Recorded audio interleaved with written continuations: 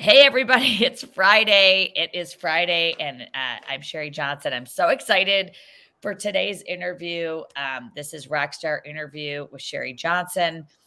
We had so many people sign up for this, and I know we're coming to you live right now. If you are getting on this broadcast, please, in the comments, just say where you're, checking in from, where you're coming in from. We are recording this. We will have this on the Sherri Johnson You Rock podcast, which has reached almost 11,000 downloads in less than 5 months, which is pretty amazing. Wow. I can't even believe that.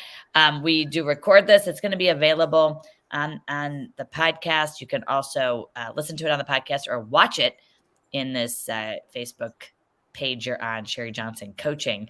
I am so excited because today I am having my very, very, very good friend from Dallas, Texas on the show today, and it's Carolyn Rosson. Carolyn, thank you for joining us. It's so good to see you. It's great to see you. Happy New Year. Happy New Year to you, my friend. And, I just want to tell everybody, I met Carolyn, 2018, I think it was. And I had the honor and privilege to be, get to go visit your company, Ebby Halliday, family of companies. We're going to talk about that in a moment. And your amazing team of people. First of all, just to put it into perspective, Ebby Halliday was one of the first brokers ever in the country. I'm going to have you tell that story. I got to meet Ebby. By the time I came to visit you and started my consulting and coaching company, I had met Ebby. I had admired your company. Your company was in the top 10 in the country that's huge, as an independent company, privately owned, out of Dallas, Texas. And Carolyn, your job title is officially Vice President of Brokerage. And I'll let you tell us like what you manage, what the size and scope is of the whole company, and then your division and how long you've been there, because it's a great story. Well, I would love to tell that story because Ebby truly raised me, Sherri. I joined Ebby Halliday when I was 21 years old. And ladies and gentlemen, I'm not 21 anymore, but it has been the most amazing ride, and one that has required a seatbelt every once in a while, right? Mm-hmm. But it has been the most amazing ride for me. And so I happened into real estate just by walking into the Ebby Halliday office in my neighborhood, because I was intrigued about real estate. And lo and behold, I was snatched from my other job that I had and launched into real estate. Ebby built this amazing company, started it in 1945. As we all know, in that day and age, women didn't own businesses, right? And she not only created this amazing company with an amazing tradition, the best agents in all of North Texas, and truly loved the business, loved the community, and loved the industry, loved our clients, and loved all of her agents and team. So it has been an incredible honor to be a part of this company. Wow. My partner and I, Melinda Howell, is the other vice president of brokerage for the Ebby Halliday companies. And between the two of us, we have 35 offices. We have now expanded from Texas into Oklahoma, and we are very excited about that. So Melinda and I work with the sales leaders in each of our branch offices. It's an honor to do that because we have the best of the best leadership in our company as well. And just over 2,000 agents, Sherri. It's probably more than that now, but we just have the distinct pleasure to work with each of our sales leaders to help them in any capacity that they need help, whether it be with a recruit that they're working on, or just to present to their team, or help them with strategy and planning and growth and that kind of thing. And we just love it because, as I said, we have the greatest team, and it's just fun. It's a great business, and it's a great opportunity to really work with them hand in hand. Absolutely. And you know what's so cool, Melinda Howell is going to be featured on a Rockstar interview, I hope in February. The two of you together are just a duo. Dynamic is an understatement. You two are amazing, and you run that company, and it's just you have brought the talent.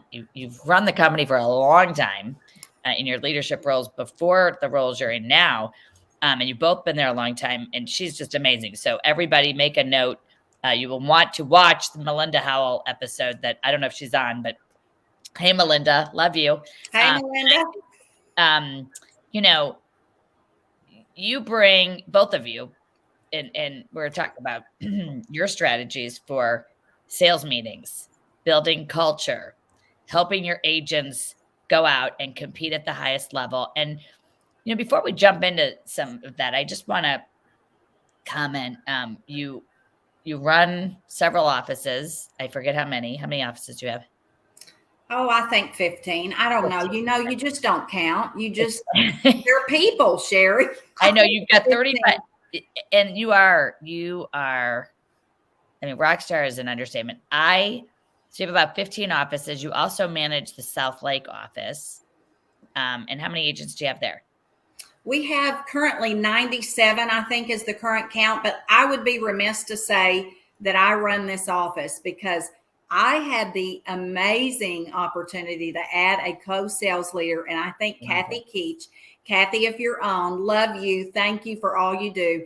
Kathy joined me in, Kathy, I don't know. It seems like we've been together forever, but several months ago, Kathy, I think 7 months ago, Kathy joined me as a co-sales leader. It has made all the difference in the world because she and I together have really grown the office and had an opportunity to learn and grow with each other. So that's fantastic. Yes.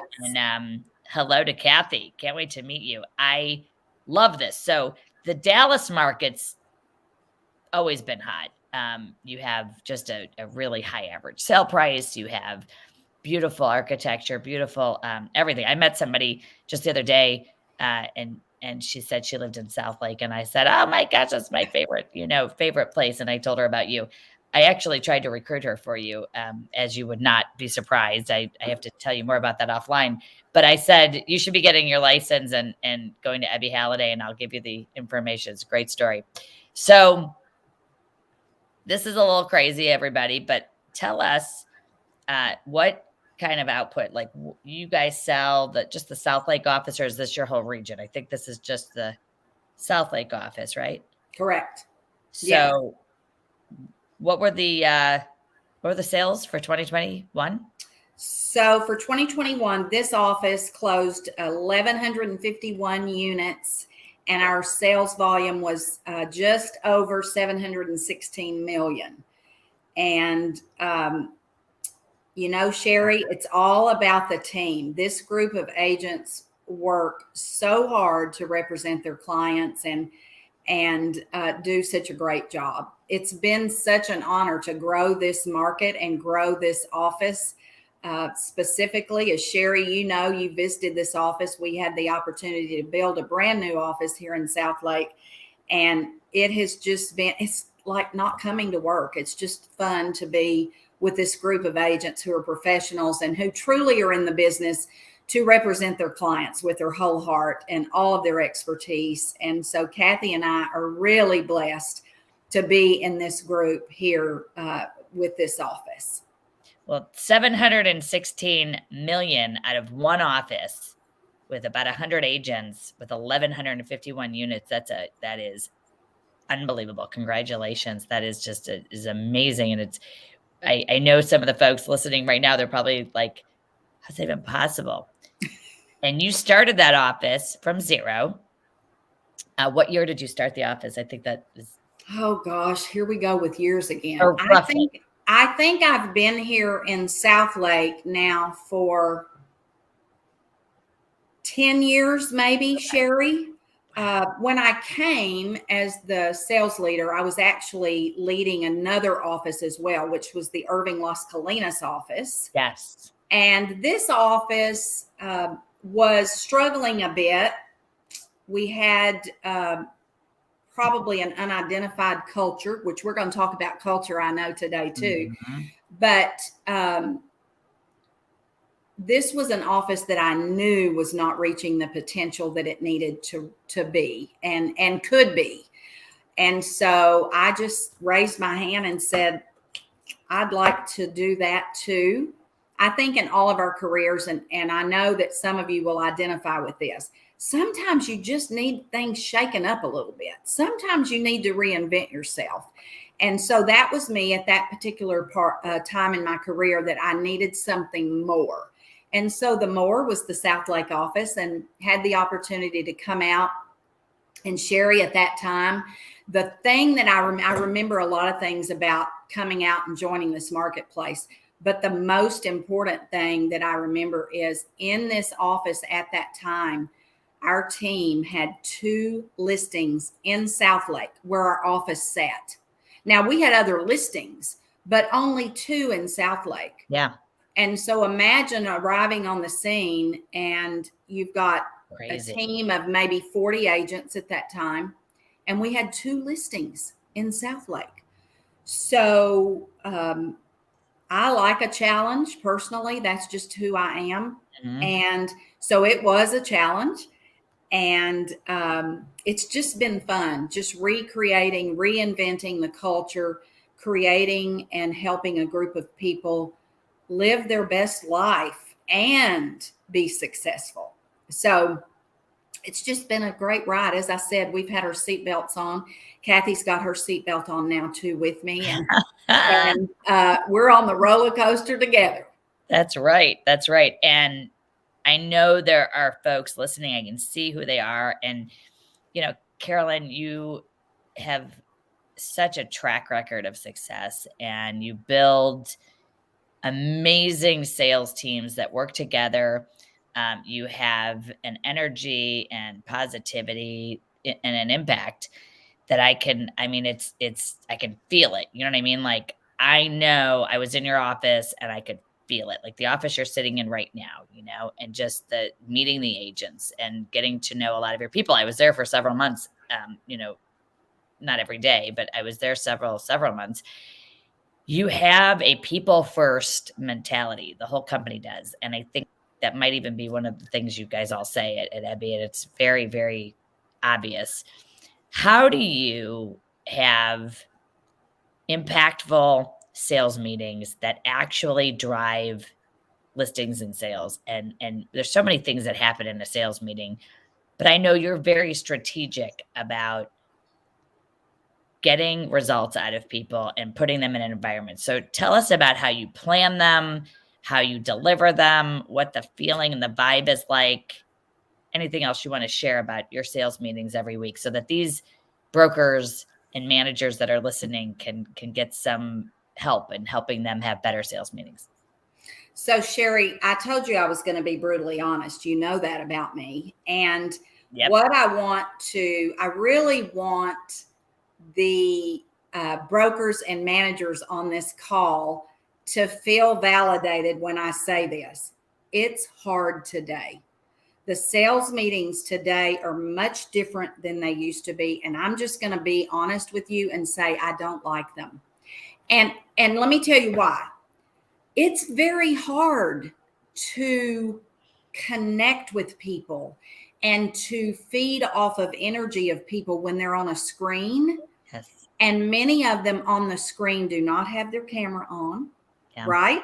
Yep. And so we pour into the agents, all of us who are leading an office, pour into the agent. And we're so, it's a high to get that energy back, and we're not getting it.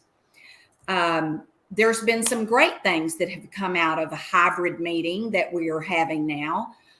Currently, we just are coming out of a phase where it's been virtual only because of the numbers of this crazy pandemic that just will not go away. But we're coming out of that now, and we're going to have the hybrid option that we call it. So you can come in live and you can tune in virtually. That will be better. But here's what I will say. There have been some great things about this, the change of the platform of a sales meeting. It has allowed all of us out there leading a team to have our top producing agents be on that call. They may be heading to a listing appointment, but they'll hop in on their phone, they'll listen. And so that's been a great thing. The downside to that is you just don't have the energy, and it requires every bit of your energy as a leader to exude to your team that it's positive, it's wonderful, all things are great. Here are some things that can help you. And so as I was thinking about a kind of sales meeting in a box and what that looks like and what your sales meeting should include, I kind of made some notes. Stats, you want some stats. You want stats about your office. What is your team doing? You want some stats about the marketplaces that you're serving. And likely it's more than just the city that your office sits in, right? You want some industry changes. Agents expect you to be the person who is notifying them if the contracts changed, the HOA addendum in Texas. I mean, there are some things that have changed, and they expect us to be the beacon of light for them on all those changes. Recognition. Every sales meeting needs to have some recognition about what it is your team's doing. And, you know, our philosophy at Ebby Halliday Companies is recognition is free. It's free. Amen. So lots of recognition. And then inspiration. You want to inspire your team to do, to have some support and some motivation from the inspiration side. And then the last thing is kind of a call to action. Like, what is it that you're going to empower your team to do? And so I think as sales leaders, as managers, as brokers, just being that leader that agents want to tune into the sales meeting, right? And Sherri, as I said at the very top of this topic, that's hard today. And I will tell you, I'm a social person. I think most of us in the real estate industry are social people, and we want our people back. It's kind of lonely in an office when you've got no one coming in. So that's my advice for a sales meeting. And, you know, if you'll just include those things in each of your sales meetings, I think that it makes a big difference. Participation is really, really good in a sales meeting. I love to host. Kathy and I have worked together to create some agent panels. I think that your team loves to hear from their team. And, you know, I've always said this, Sherri, I know you'll agree with this. Sometimes agents will listen to someone other than you a little bit better because they hear your voice all the time. And so sometimes it's really, really great to have someone else say probably the same thing you've said, but just a little bit different. Yeah, or they're hearing it from a peer who's doing it, right? Exactly. You know, I mean, and not that you haven't done it, but they just hear it differently when someone says they did it and it worked. Agent panels are awesome at a sales meeting. They don't have to be the whole hour. They can be 15 minutes. A lot of best practices come out of you facilitating an agent panel. And that's sort of the word, you know, I hear that you do. You facilitate a gathering of high performing professionals. You recognize them, you inspire them, and then you ask them to go, you know, call to action. So I'm going to ask you, what would an example be of the call to action?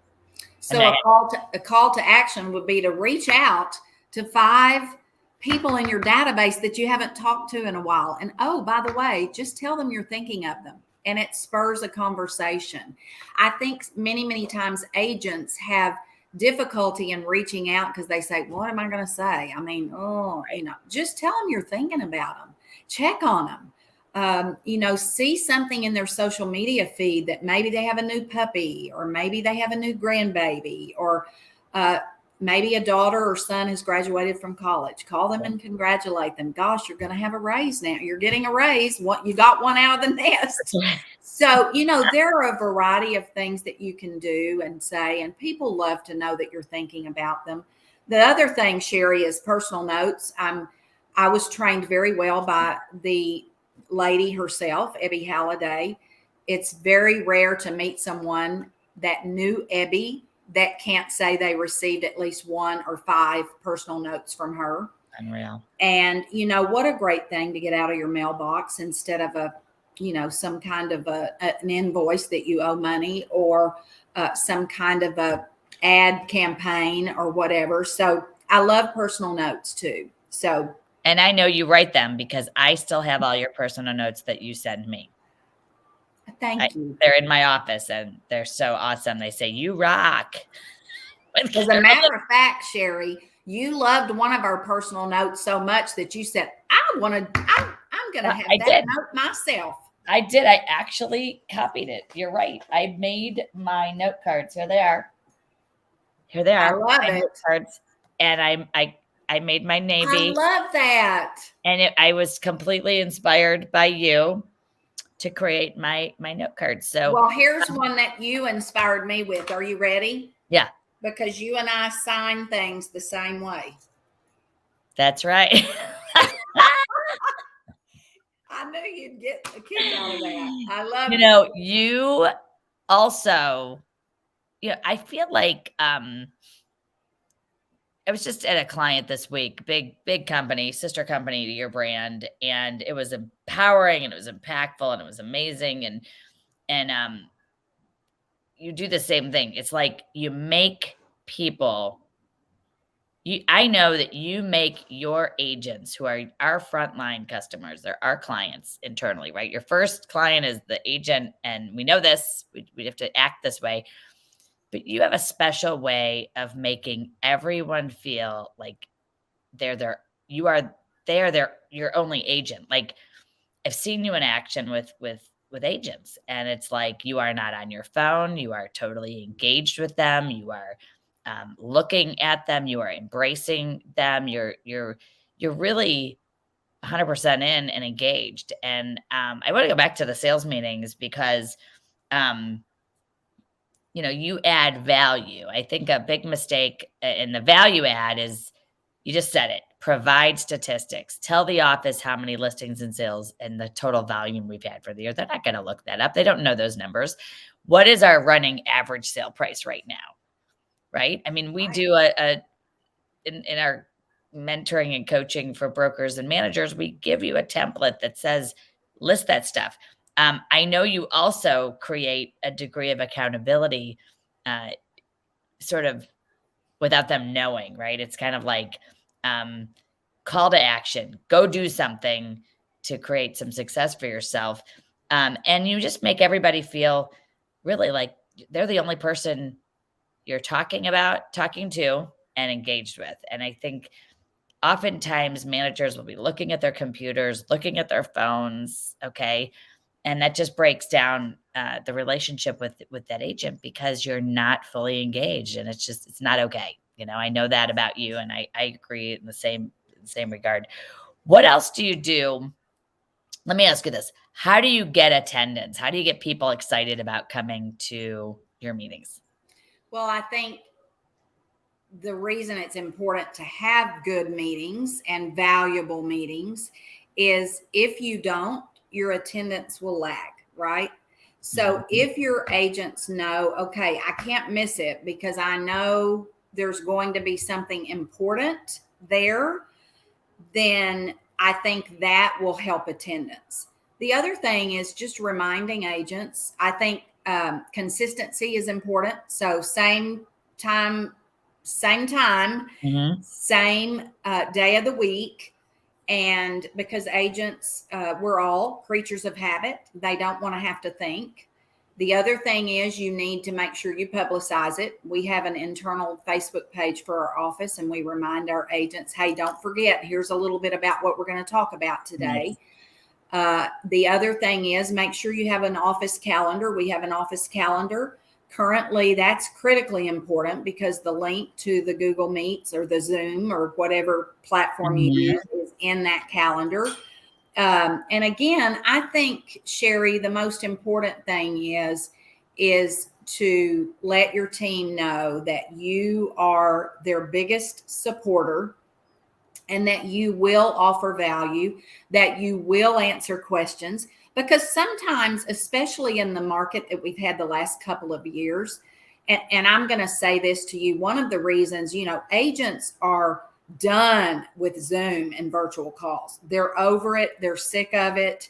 The value, even though you can pour into them, it is minimized under a virtual setting. And so I think that it is really, really important that when you have your team, and Sherri, you and I talked about this when you were here, it's your opportunity.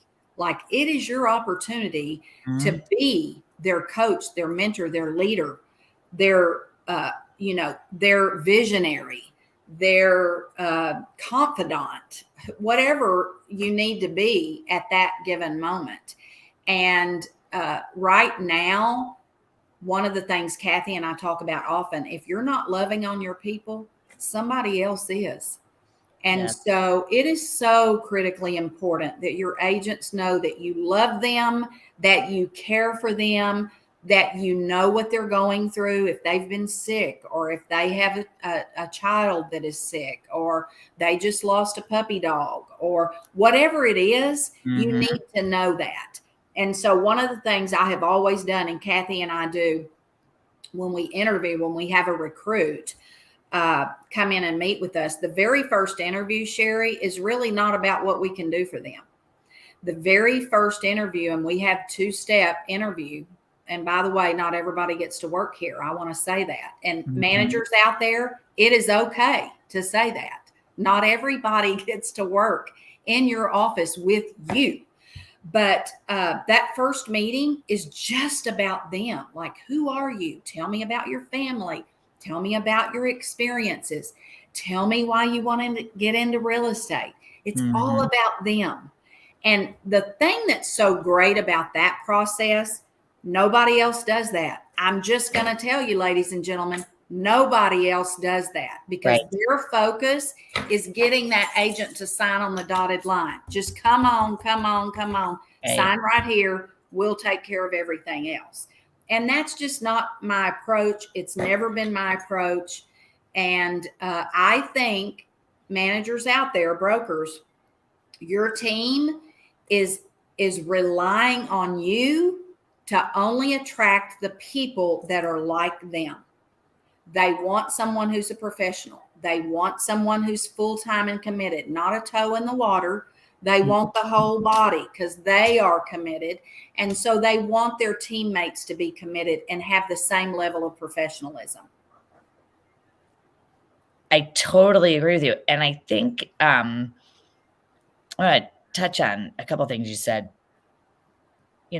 Interviewing someone at the beginning is the very beginning of that relationship. And you are a relationship-driven person. I am also. And building the foundation of that relationship is more important than signing someone up and not knowing anything about them, and then finding out later, right, that they don't have a commitment. They don't have what it takes. They don't. I mean, you'll find that out eventually. I like that you start that relationship that day with a real introduce yourself to me, understand what they want to do, and you can be selective that way. You can actually hire better quality people in the end and save yourself a lot of time. I want to talk too. You mentioned this is your time with regard to the sales meeting, and this is really your time to educate and inspire. But it's also a time to re-recruit all of your agents as to why they are there with you and what the value of your brand brings. I say re-recruit.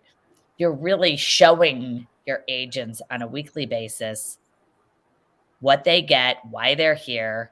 Look, all the people who have joined us, right? People are joining your company, agents, because of you. And it is to me, it's the best. It's the best networking event of the week. You've heard me say that before. This is where agents come together and probably sell listings with each other, because that's where we announce our new listings, right? And secondly, you're, as an agent, as a broker, manager, leader, you're able to recommit the relationship that people on a weekly basis say, I love it here, as they walk out the door. Whether they actually say it out loud or they think it or they feel it, they are getting that value proposition given to them, every time they come in the door. And I think that's really important in a world right now where there is uncertainty and fear, and people, sort of feel alone more than they feel like they're a part of.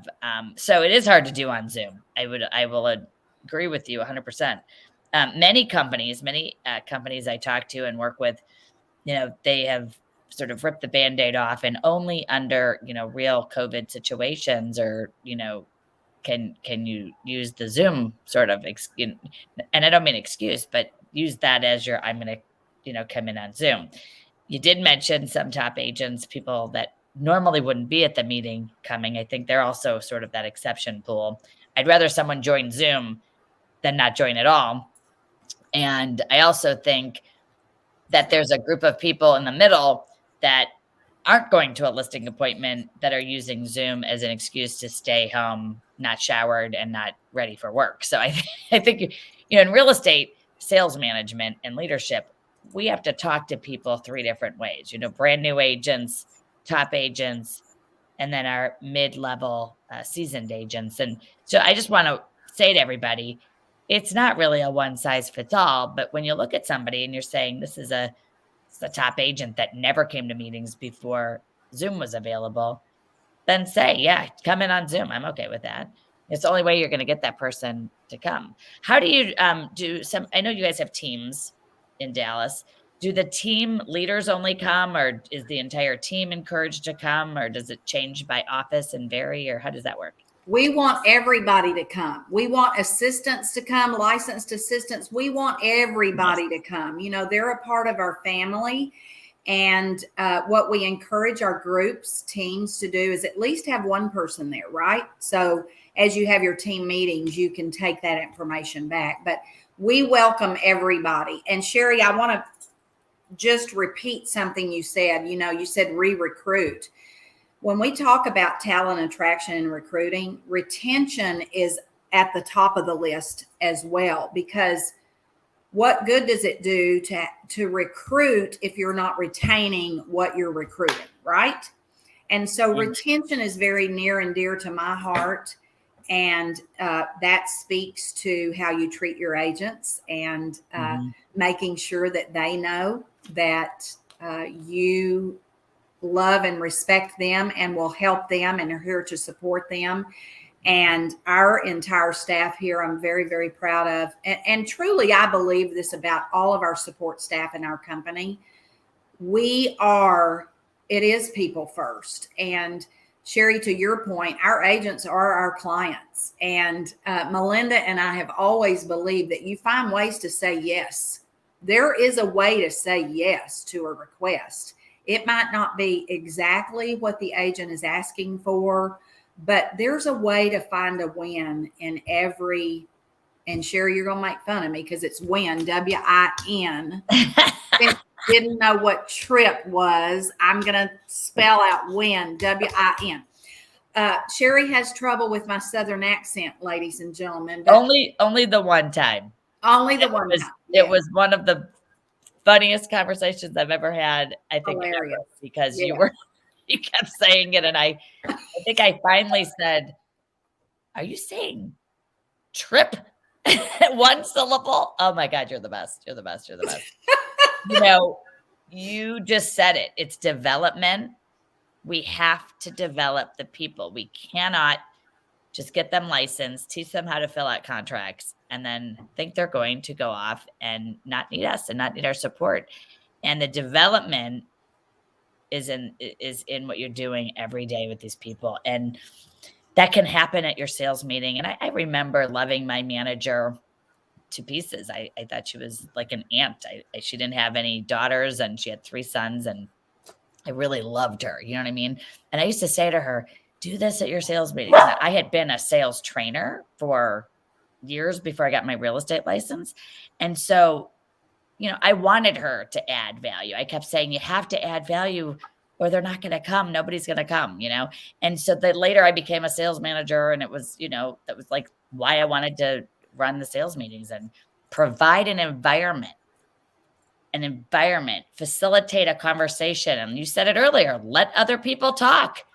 Even if you're not doing a panel, do a brainstorming session. How do we increase listings this year?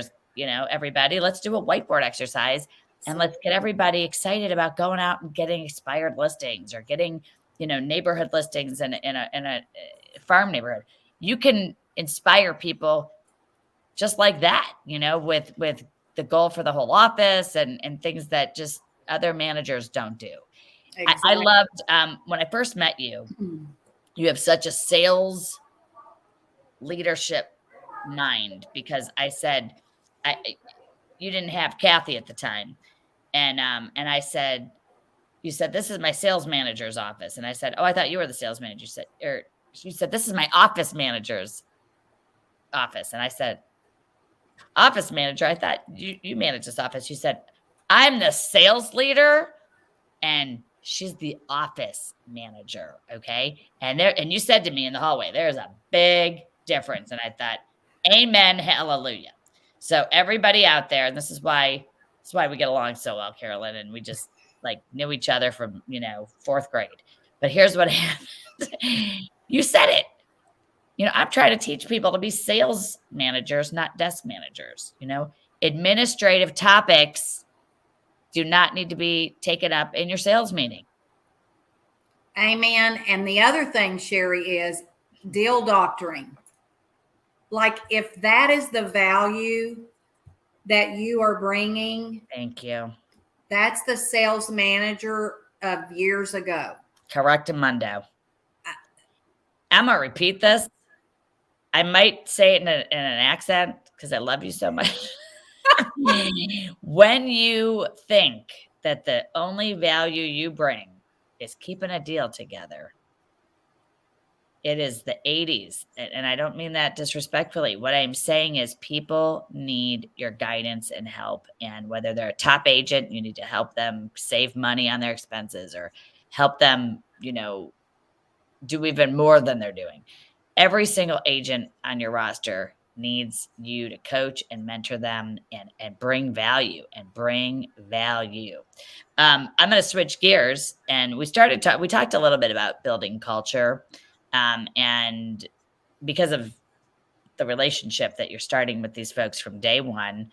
And in a few minutes, we're talking about recruiting. If you have questions, we have a question.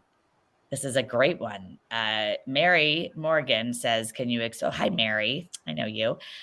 Deal doctoring is, well, I'll let you explain it, Carolyn. Yeah. Hi, Mary. How are you? So Mary, an agent calls and says, Mary, I am having an issue with possession on my contract. The buyer wants to move in early and the seller says no. And can you walk me through that? Now, Mary, I'm not saying we don't get those calls and we don't need to help those people. What I'm saying is that if you're at your desk, your phone is ringing, your email is pinging, and that's all that you're able to accomplish in the day, then there's some probably retraining we need to do of our agents, number one, but also probably some restructuring on our part. And so I hope that answered your question, Mary. If it didn't, ask us again and we'll make sure we get it. And I'll just expand a little bit on that. A lot of my managers that I coach and companies that I work for, they think their only value. I think what Carolyn's trying to say, yes, Mary says yes. I think they think their only value is to be sitting at their desk waiting for a contract question. Right. And that is not what you bring. What you bring is you were a top agent. You listed a lot of houses. Real estate inside and out. And I always ask teams of managers, you'll remember this. I'll meet a team of 28 managers or 40 managers. And one of the first things I say is, who in this room, if you were to go back into sales, would be a top agent again, And immediately the top performing managers raise their hand every time. And managers who are like, I kind of like my, desk job or whatever. Listen, we bring more value by helping an agent. When you say to me, Sherri, I can help you build your business. So I want to talk about culture and how you do that by training, educating, and helping agents grow their business. So because that's what you do. So think about, agents that you've grown over the years and what it was that you did or helped them to be their best. I know Melinda does this phenomenally well too, and we'll hear how she does it next month. But what do you do to coach, train, build that culture, build that I'm here for you to help you grow your team. I'm here to help you get from here to here. I want to increase my average sale price, Carolyn. What do you do with these folks? How do you coach and train them? So it's very individualized, Sherri, because everybody has a different need or approach. And so I think the first step to that, how to coach and train, is to listen and just see what is the desire, what's the dream, what's the pain point, what's the, what is it that they want to do. And sometimes it is simple as I want to raise my average sales price. Like I feel like I'm stuck in this average sales price and I can't get out of it. So what do we need to do? And so Kathy and I will brainstorm with the agent and say, well, let's talk about it. Where are you hosting open houses currently? What's that price point? Yep. And if that's the price point, we're going to say, well, that's probably why. So let's set our sights a little bit higher and host an open house at a little higher price point for you. And agents are willing, certainly, for you to open their properties, right? We have that culture in this office that agents will allow brand new agents to host an open house. Nice. And of course, any buyers that come through, then that agent has an opportunity to build that rapport. So I think the best advice I can give the managers and brokers online right now is listen. What is it that your agent wants to do? What do they want to get better at?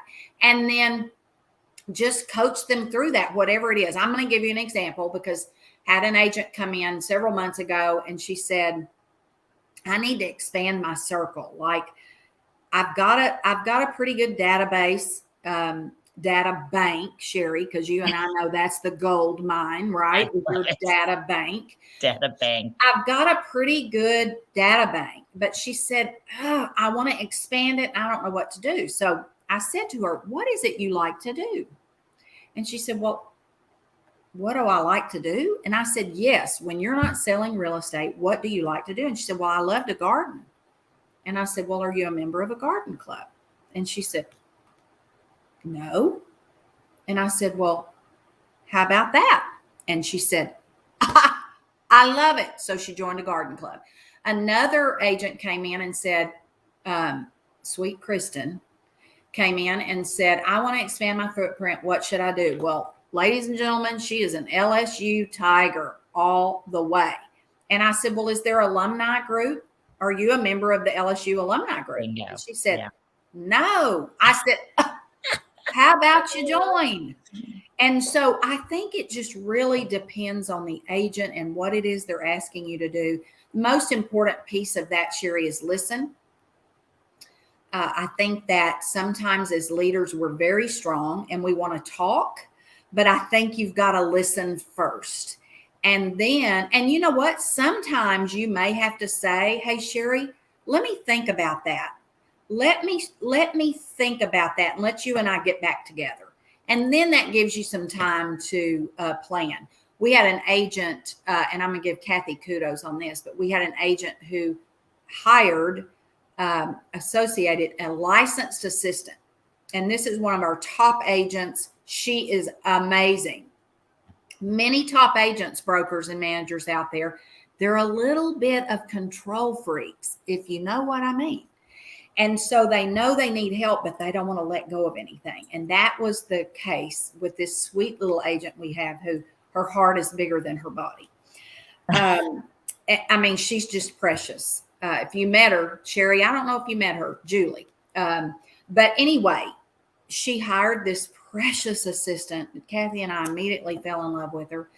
But we noticed after about 30 days, there was a big struggle. Like, you know, that Carla wanted to help, but Julie wouldn't release anything. And so I said, Carla, she was at the front desk one day. I said, Carla, I think it's time we schedule a meeting with you and Julie. And she said, oh, and I said, yes. I said, Kathy and I have noticed that I don't think you're being utilized like perhaps would be beneficial to both you and Julie. And she said, you're right. She said, I asked her to do things and she didn't.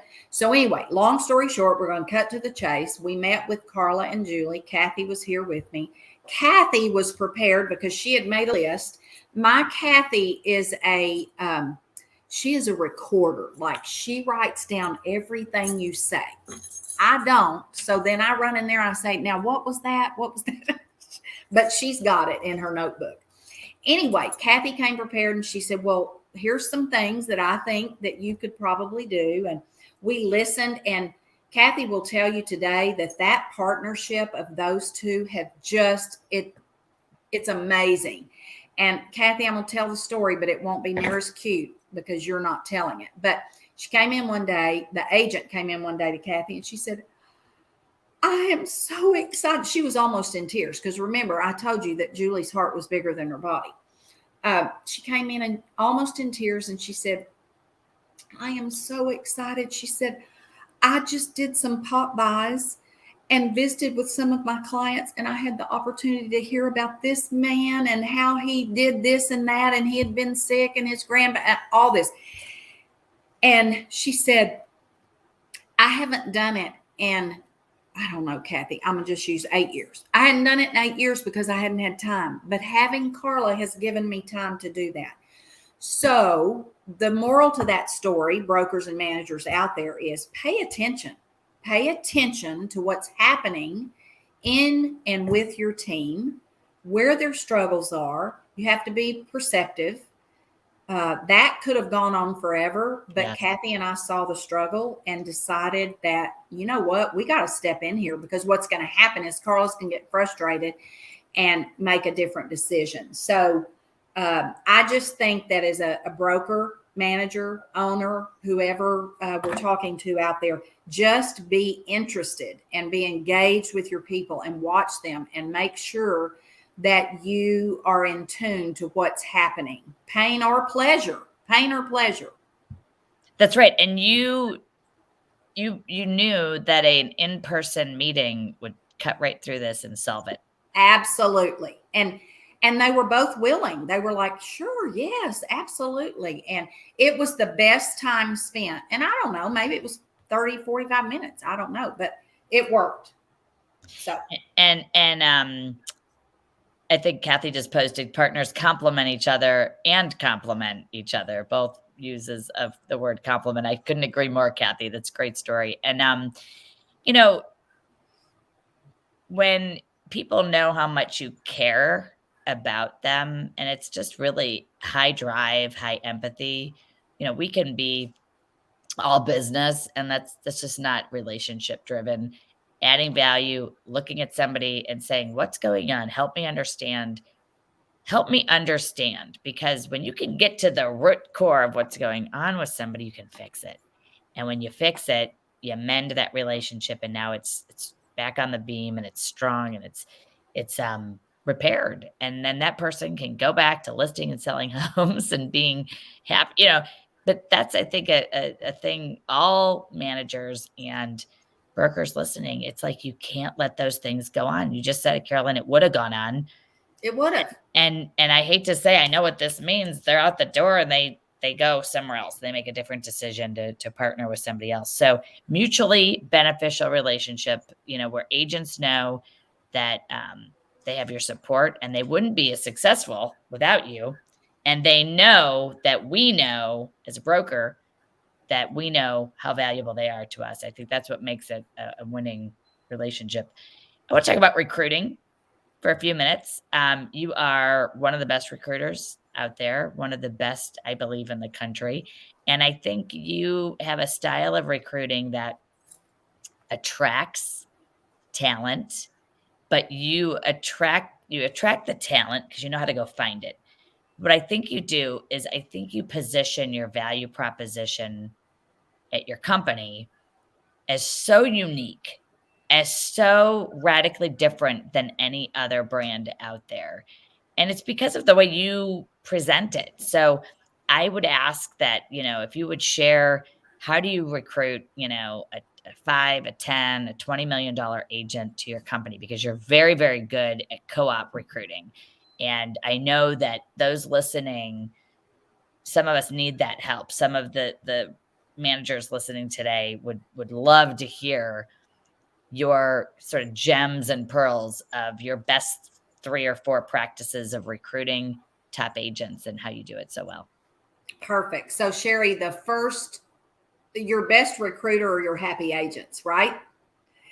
And lot of times when a transaction takes place between one of your agents and a co-op agent, there's a relationship that's formed, and they see a difference. They see a difference in the professionalism and the knowledge base and maybe the support. If there's a challenge during the transaction, for our agent to say, well, I visited with my broker and here's some suggestions she had. And so I think happy agents are your best recruiter. That is so, so important. The other thing is, and this is real important for me to share with the managers on the line. Don't always think it's about the money. An agent that you're wanting to attract to your company, you say to yourself, gosh, they're not going to come here. I mean, they're on an amazing commission plan. They have all these things. Here's what they don't have. They don't have you. And so that's why, Sherri, you talked about your value, your proposition value. The most important thing here is if you don't believe it, no one else will either, right? So I think you have to truly believe in your company. You have to truly believe in the value you provide to an agent. Mm-hmm. You have to truly believe in the tools that you provide, and you must under promise and over deliver. So if you say, this is what we have, this is what I'll do, you jolly well better do those things, right? So it's very, very important. I think as far as identifying talent that you want, because remember I said not everybody gets to work here. So you could have an agent in your marketplace that does a lot of business, a lot of production. But as you visit with your agents, because you do often, you find that, there's just not something just right about how they do business, or there's just not, and they'll say, we've had them say to us, they're not a fit for our culture. And you're like, okay. So it's not always about the production either. So I think it's important to be in tune with your agents. Who do they like to do business with? Who do they want to be in business with? Because they'll tell you. And when I first came out to this marketplace and really didn't have my foot on the pulse of the marketplace, that was one of the first things I did is, who do we want? Who do you want to be in business with you here?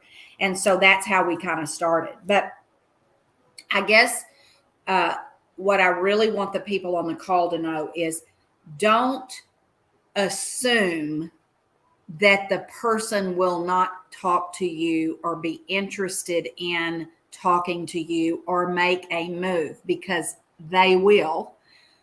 I think it's how you approach things. So one of the things I like to do is I like to get to know the agents in my marketplace that are making a difference in the marketplace. Mm-hmm. I see them. I see what they're doing. I see them involved in the community. I see them involved in transactions with my agents. My agents like them.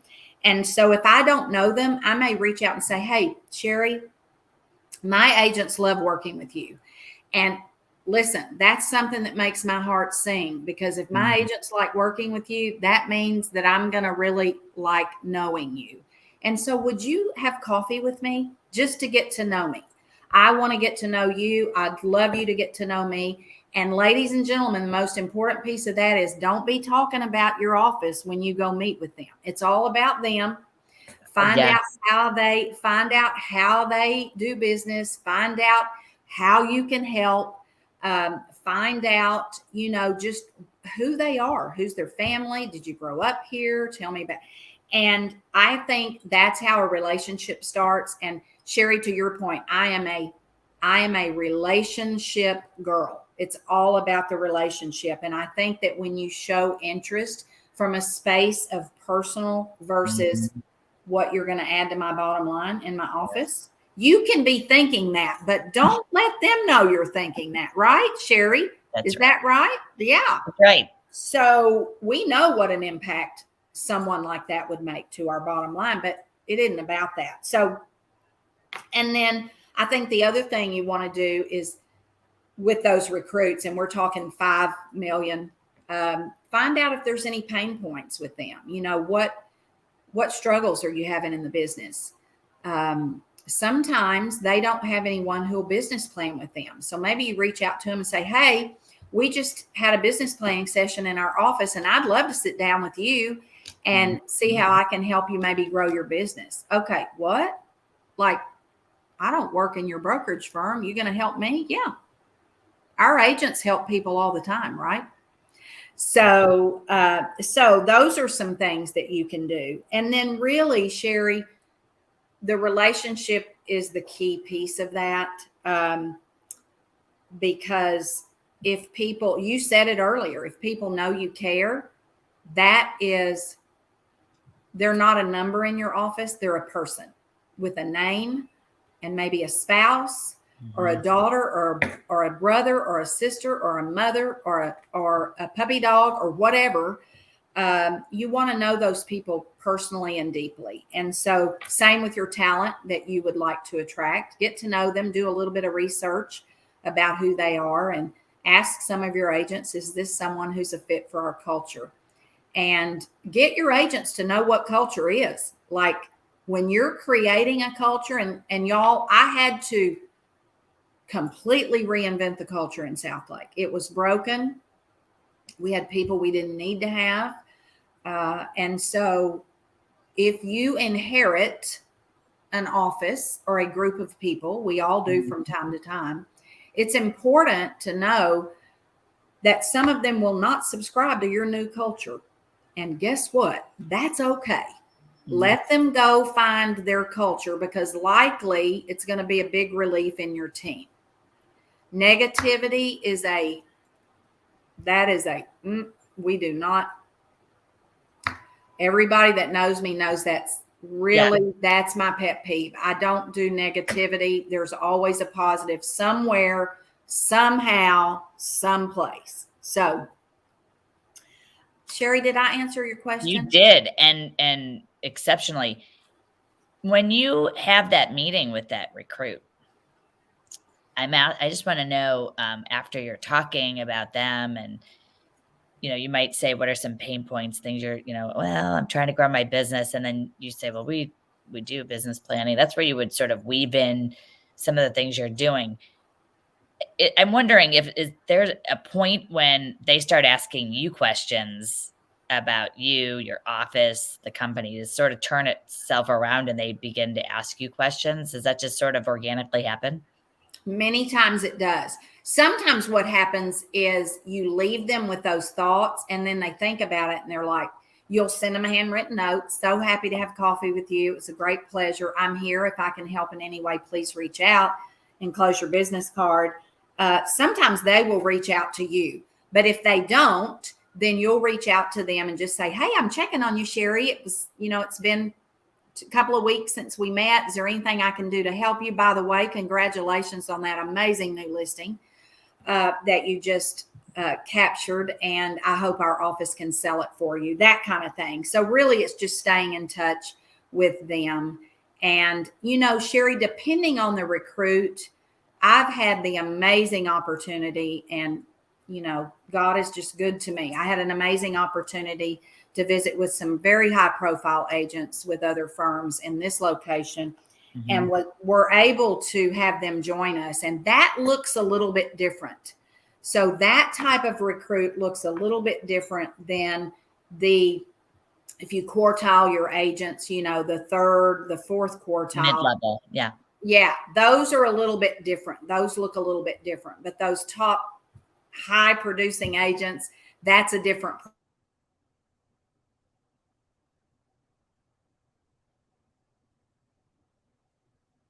process. And so I would managers out there, don't be afraid. Like, call them, because you know how agents like for a core partner to ask for their business.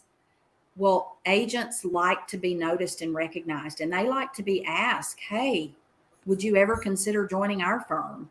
So just don't be afraid. Make the calls, I love it. develop the relationships.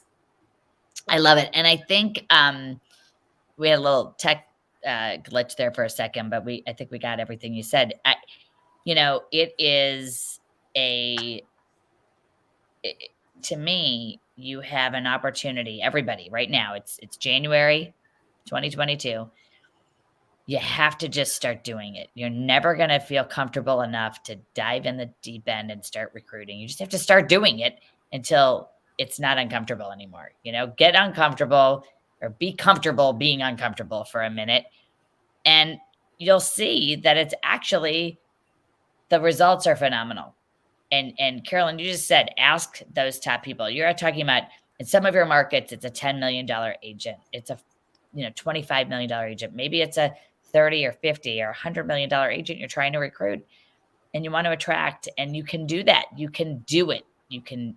We are telling you, both of us right now, that if there's somebody on your list of agents from other companies that you feel would be better served with you, that you could add value, that you could help put in systems, what you're doing is asking questions of these people and then providing the solutions.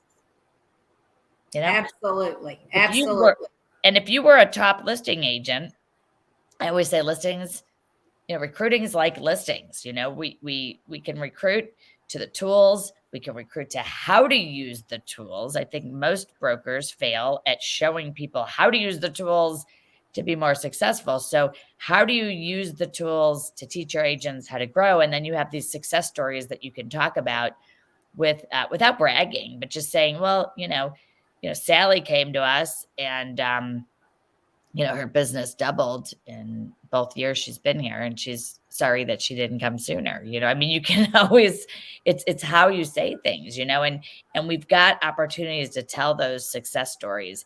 Nothing better than getting that person, that 5, 10, 15, or $25 million agent, to come across the street and join your team. The message it sends to your agents, the message, to me, the message it sends to your agents in your office is, people are coming here. I'm at the right place. I love this place. And I think what it tells the other people at other companies is that you have a thriving, winning team and a culture that can't be beat, and it's like, things are happening over at your company, that's what I see. And I see a lot of posts. You mentioned social media. I see a lot of posts that you do recognizing your agents. And you said before, recognition is free. I love that. People, will go that extra mile. Your agents will walk through a wall for you because they know you'll walk through, 5 walls for them. And I think that resonates throughout your entire staff, which is so important. Our admin staff are an extension of you, and I will say this, your entire office is a direct reflection of the leader, and you'll remember this one, but the speed of the leader determines the rate of the pack.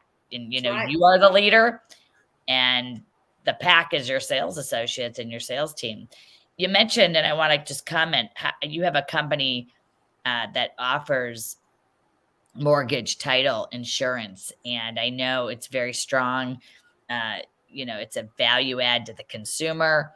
It's really a value add to your agents. And I know that they buy into it because the consumer wants it, but also because of how you as the sales leaders have been able to show the value in using mortgage, title in-house. So those of you listening that might have in-house title and mortgage and insurance, can you just talk real quick about how you have grown that relationship and why it's so important, because it's so consumer centric, first of all, but also how do you get people to maybe give you a new try and, say, okay, I'll try it again. I got burned 5 years ago. I'm still upset about it. I'm still upset about it. I mean, that was kind of me as an agent. I can tell you right now, I have a few friends that would say, Sherri, you were that agent. But, over time, you realize the benefits to the seller and the buyer. How is it in your office? Do they come to your sales meetings? How do you work with that? Absolutely. They are our partners. And so I think there are many things that you can do. First, you have to have a relationship with them. And it's important that the team meet with your core partners so that you really are one team and can really openly and freely talk about challenges, successes, all of those things, because there will be challenges. There's challenges in everything, whether you work with someone in-house or not. And we are very fortunate here. We have an amazing team with our mortgage consultant and our title escrow manager, and then our insurance rep. So I think the most important thing is you got to believe in them, and you've got to make them part of your team and include them in everything you do. And yes, on sales meetings, yes, on any social events, yes, on any education, allow them to provide education. We are very blessed in that our team reaches out to every new agent that joins us and sends them a welcome video. All of their contact information is there. Awesome. Very hands-on. What Kathy and I tell a new agent is, this is your team. You need a team, and this is your team. They care about your business more than anyone else will. You can walk down the hallway and look at them eyeball to eyeball. It's not a 1-800 number. Right. And so I think the right. leader has to be very vocal in, why is this important to me? How is it going to help me? Why do I need to use them? And I think you've got to believe it too. And I think the resistance sometimes is, I don't want to get in the way. Like, oh, my buyer came with their own mortgage right. person. I don't want to get in the way. But here's right. the deal. National Association of Realtors shared the statistics that this is what the consumer wants. The consumer wants the one-door experience. They want the agent to be their guide through the entire process. And the only way to do that, because of course we don't want our agents knowing every nuance about insurance or loans or surveys or titles. And so the only way to do that is to provide that team that surrounds them, and locked arms together, we're going to serve this client to the very best of our ability. And that is a key component.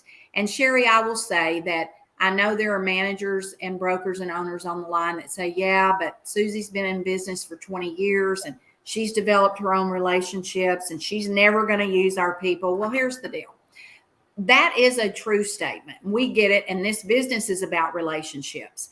But there is a way to say to Susie, and by the way, let me go back to what Sherri said. Agents have the longest darn memory of anybody, any other classification of a person. I mean, they never forget anything. It's awesome. And it might have been 10 years ago, but by golly, that appraisal came in low and they were terrible and I'm not using them again. And right so on. There you go. But I think that the sales leader, the manager, the broker has to believe that this team of people are the right people to serve our clients. And then I think as a leader, you've got to be vocal and say, look, you may think that you're interfering with the transaction or with the client, but if you don't introduce and explain that we are all right here to serve them, you're not doing what the statistics say they want. So are you really serving them if you don't introduce your team? I would say no. I would say that it's very, very important that you do introduce your partners to that client. So we do the best we can do. And what we tell a top producing agent is, would you give them a shot? 1 out of 4, 1 out of 3. And the key to that piece is, we've discovered, Kathy and I've discovered, is you as the sales leader have got to stay very connected to that transaction and make sure that there are no bobbles and no roadblocks in the way. Because if you have asked them, would you please give them a try, then you've got to be available to make sure you can run interference if you need to. Well, and that's just it. You have to stick yourself to that deal because you have to see it through and over deliver, but if you and this is, we're all in it together. If at the end of the day, the consumer gets a better loan rate because of the in-house lender, then everybody wins. It's like it to me. I used to say, we all work at a title company. If you're at a company, at a brokerage that has in-house ownership of title, mortgage, insurance, you wouldn't want those loan officers recommending, a competitor on a listing appointment. Okay. You would want them to give you that referral and not refer to other people. So, if you're not at a brand that has this isn't pertaining to you, but it doesn't mean all the business. And you said 1 out of 4. I used to say, 1 out of 3. And I want to circle back on what you said about, and thank you for sharing the core family of services as partners. You are partners, and that is why it works. And there is value to the consumer. 9 out of 10 consumers want the convenience of one-stop shopping. They perceive that it's saves them money. We know that it's less room for margin of error and all other kinds of really great things. So it's not always going to happen, but I think there's a huge benefit to the agent too, because they can go on to the next deal knowing that the mortgage approval, the pre-approval letter is 99.9% valid versus that 1-800 number you spoke about that they're just saying you're approved and it's only a 60% chance that you're really approved. That's right. There is real value in that. You said so many awesome things. And I can't thank you enough. I'm getting text messages from people who just are like, oh my God, I love her. And I love her too. We have spent hours and hours of time together with, you've been on panels for me at the CEO Exchange in New York City. We had a blast. I think Teresa Palacios Smith was on there, and from Berkshire Hathaway Home Services, Alan Dalton was on that panel, and Sue Yannicone. Sue Yannicone. Big shout out to Sue and all our people that, it's just a fun. We just saw you in at NAR, you and Melinda. You are truly there's really not another Carolyn Rosson out there. You are 1 in a million. Your agents just stay with you. It shows. I've met your agents, and I believe that your management team and your entire leadership team is a literally over 10. It's level 10 all day long. You guys do it so well. Chris Kelly, your CEO and president, amazing leadership. Amazing. Yes. And what you've done just and more keeps happening. I love that the new agent gets a video from their loan officer. I thought that was a huge takeaway too. And hi Paul from Fox and Roach. Love to see you on here. We have talked about so much, and there's a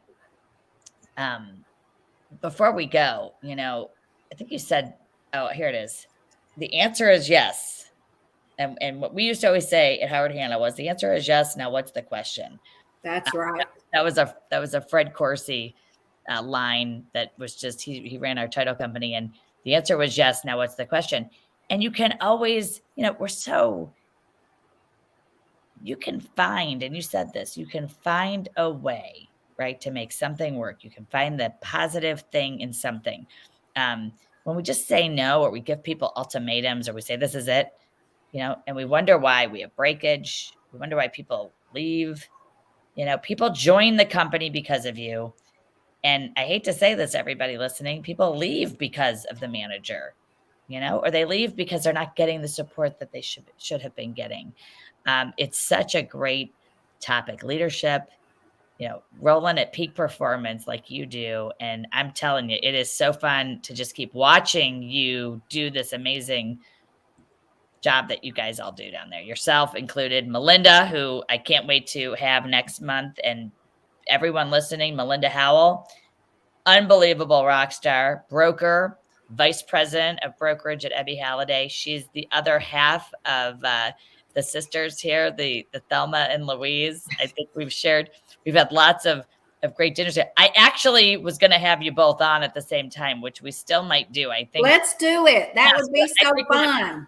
Exactly. I think what we'll do, I'll have her on the show, and then we'll do one together, and that'll be a blast. Carolyn, I can't thank you enough. You are you're an icon in this industry. We're so lucky to have you, know you. You've made an impact on my life. And I just told someone this, another great leader, Deanne Golden. And I said, love Deanne. Love Deanne. And you get these people in life you meet later in life, and it's like you just keep bringing new people in, and it is God who to me, I'm grateful because I get to meet people like you and have you in my environment. You make me a better person, and you make so many people in your company better. And for that, I'm just grateful. And I just want to thank you. And I'm sure everybody on here has gotten so many great takeaways from running better sales meetings, creating better culture in your offices, to recruiting, and even, working with core partners more effectively. It's going to be a great year. And we're going to go on a tree up. Did I say that right? I think I said it right. You did. Yeah, we're going on a tree up. Mm-hmm. A tree up. My favorite conversation, I think, of all time. And God bless you. Honestly, you're so much fun. You make me laugh. You make me cry. And you make me smile. And I have this card from you that says, big hugs, big Dallas, Texas hugs to Sherri Johnson. That's what you call me, Sherri Johnson, both names. And I love it. Anything else you want to tell our listeners what they should do, or start doing, or stop doing and start doing before we end today? I think my last piece of advice is believe in yourself. You can do it, and it's fun doing it. So just don't take no, just go out there and do it, and do it with joy.